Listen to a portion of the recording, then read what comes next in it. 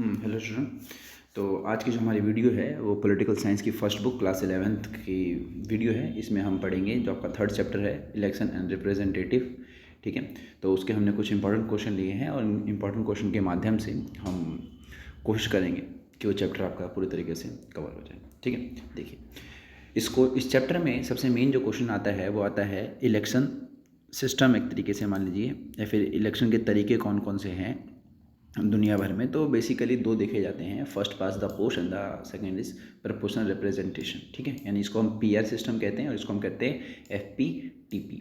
ठीक है, तो हमेशा एग्जाम में क्या होता है, इन दोनों के बारे में वो पूछ लेता है, डिफ्रेंशिएट करने को पूछ लेता है, दोनों को डिफ्रेंशिएट कीजिए, या फिर किसी एक के बारे में पूछ लेगा, या फिर इसके बारे में तो इसके बारे में। देखिए, हालांकि भारत में जो है एफपीटीपी सिस्टम को अपनाया गया है, यानी कि फर्स्ट पास द पोस्ट को, लेकिन भारत के कुछ इलेक्शन ऐसे होते हैं जिसमें पीआर सिस्टम को अपनाया गया। जैसे कि मान लीजिए अगर आप नॉर्मल इलेक्शन देखते हैं भारत में, जैसे कि मान लीजिए सीएम के होते हैं या फिर पीएम के इलेक्शन होते हैं, या आपके यहाँ पे निगम पार्षद के होते हैं, तो वहाँ पर क्या होता है, फर्स्ट पास द पोस्ट ही देखा जाता है। फिर फर्स्ट पास द पोस्ट ही देखा जाता है क्योंकि ये बहुत ज़्यादा आसान होता है। ठीक है, और जो दूसरा है वो होता है आपका राज्यसभा। राज्यसभा के जो इलेक्शन होते हैं उसमें हम पीआर सिस्टम को अपनाते हैं, और राज्यसभा के इलेक्शन में कभी भी पब्लिक हिस्सा नहीं लेती है, आपको पता होना चाहिए ये बात। ठीक है, खैर अब देखते हैं कि दोनों में से आसान कौन सा है, आपको कौन सा समझ आता है कि आसान है। ठीक है, क्योंकि भारत में जब संविधान बनाया जा रहा था तो सोचा ये गया था कि जो एफपीटीपी सिस्टम है वो आसान है, इसीलिए इसको अपनाया गया था। ठीक है, भारत की जो लोग थे उनके हिसाब से। देखिए, जो आपका एफपीटीपी है ये एक वोटिंग सिस्टम है जिसमें क्या होता है कि हम जो नॉर्मल सी बात हम समझते हैं कि किसी के पास ज़्यादा वोट आए वो बंदा जीत गया। मतलब कि मान लीजिए ABCD नाम के 4 उम्मीदवार खड़े होते हैं, एक को मिलते हैं 50 वोट, एक को 60, एक को 70, एक को 80। तो नॉर्मल सी बात है, जिसके ज़्यादा वोट थे, कितने भी ज़्यादा, एक भी ज़्यादा है किसी से, तो नॉर्मल सी बात है वो जीत जाता है। ठीक है, लेकिन जो आपका प्रोपोर्शनल रिप्रेजेंटेशन है इसमें क्या होता है कि इसमें ये भी हो सकता है कि सभी के सभी जीत जाए, क्योंकि यहाँ पर क्या होता है कि जितनी भी सीट्स होती हैं वो सब परसेंटेज में बटी होती है। कितने परसेंट किस पॉलिटिकल पार्टी को वोट मिलता है, उतनी परसेंट सीटें जो हैं उस पार्टी को दे दी जाती है। जैसे कि मान लीजिए क्या लिखा है, proportional representation is an electoral device in which state are allotted to the political parties on the basis of number of votes polled for them. तो क्या लिखा है यहाँ पे, basis of the number of votes polled for them. तो देखिए यहाँ पर क्या हुआ कि आपको जितनी परसेंट की मात्रा में वोट्स मिले हैं उतने ही परसेंट में आपको सीटें मिल जाएंगी। ठीक है, लेकिन यहाँ पर क्या है कि यहाँ पर आपके एक ही उम्मीदवार जीतता है यहाँ पे। ठीक है, और उसी को केवल सीट वो वाली मिलती है।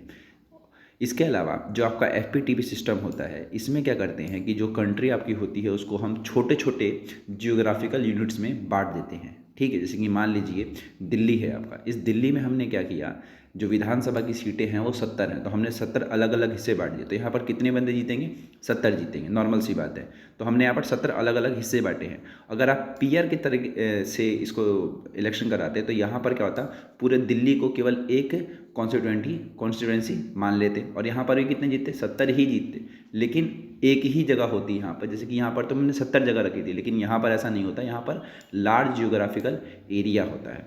इसके अलावा इसमें क्या होता है कि जो एफपीटीपी है, इस एफपीटीपी में केवल एक रिप्रेजेंटेटिव जीतता है किसी एक जगह से, लेकिन इसमें क्या होता है एक से अधिक जीत सकता है किसी भी कॉन्स्टिट्यूएंसी से। क्योंकि यहाँ पर क्या था, यहाँ पर छोटा कॉन्स्टिट्यूएंसी होता है किसमें, एफपीटीपी में, लेकिन इस वाले में क्या होता है बहुत ही बड़ा होता है, तो एक बंदा उसको रूल नहीं कर पाएगा, इसीलिए ज़्यादा बंदे वहाँ से चुने जाते हैं। इसके अलावा एफपीटीपी में जो वोटर्स होते हैं वो अपने कैंडिडेट को वोट देते हैं, और इस वाले में पार्टी को वोट दिया जाता है। ठीक है, क्योंकि और इसके अलावा क्या है, इसमें जो हम कैंडिडेट को वोट दे रहे हैं तो हम इसमें अपने कैंडिडेट को जानते हैं। ठीक है, उसको उसके साथ हम रहे हैं। लेकिन इसमें क्या होता है कि इसमें जब हम पार्टी को वोट देते हैं तो हमें नहीं पता होता है कि हमने जब पार्टी को जिताया है तो पार्टी अपनी तरफ से किस बंदे को हमारे एरिया में भेजेगी काम करने के लिए।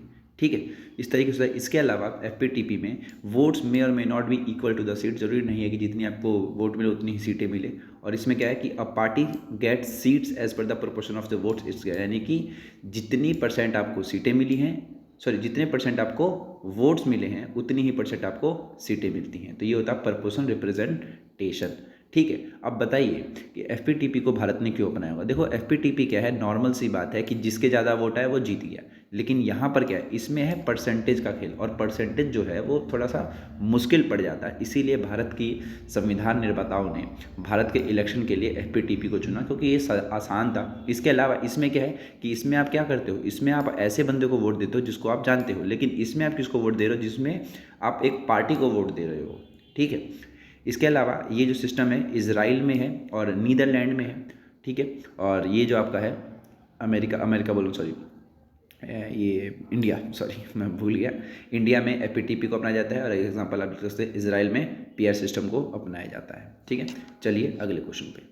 अगला क्वेश्चन है आपका डायरेक्ट डेमोक्रेसी और दूसरा आपका इनडायरेक्ट डेमोक्रेसी। देखिए डायरेक्ट डेमोक्रेसी क्या है, देखिए जब स्टार्टिंग में पॉपुलेशन बहुत ज़्यादा कम हुआ करती थी एंशिएंट ग्रीक सिटीज स्टेट्स में, तो वहाँ के लोग क्या करते थे, वहाँ पर मतलब एक तरीके से समूह में बैठते थे, और उस समूह में ही मतलब अपने जो भी उनको नियम वगैरह बनाने हैं वो बातचीत करके, और फिर क्या करते थे, उसको डिसीजन ले लेते थे, और उसी को क्या करते थे, उस नियम को लागू कर दिया जाता था। तो यहाँ पर क्या हुआ, बहुत ही आसान तरीके से बहुत ही कम समय में कुछ लोगों ने क्या किया, एक नियम बना दिया, और उस नियम के ज़रिए उस स्टेट को चलाया जाएगा।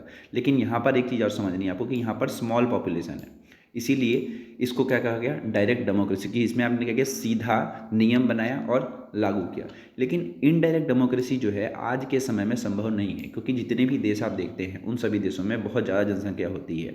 एग्जाम्पल के रूप में आप इंडिया को ही ले लीजिए। इंडिया जो है बहुत मतलब अभी नंबर 1 पे है जनसंख्या के हिसाब से, ठीक है। और अगर हम अभी इसमें डायरेक्ट डेमोक्रेसी करें तो नॉर्मल सी बातें नहीं चल पाएगी। इसीलिए क्या होता है कि यहाँ पर हम क्या करते हैं, अपनी तरफ से किसी रिप्रेजेंटेटिव को गवर्नमेंट में भेजते हैं, और वो रिप्रेजेंटेटिव क्या करते हैं, हमारे जो भी मुद्दे हैं, जो भी हमारे लिए फ़ायदेमंद वाली चीज़ें हैं, वो वहाँ पर जा कर के डिस्कस करते हैं, और उसके हिसाब से नियम बनाए जाते हैं। तो यहाँ पर इनडायरेक्ट में क्या हो रहा है कि आप हैं, ठीक है, आपने किसी को चुना, उसको आपने गवर्नमेंट में भेजा, फिर वहाँ पर डिस्कशन हुआ और उसके बाद नियम बना।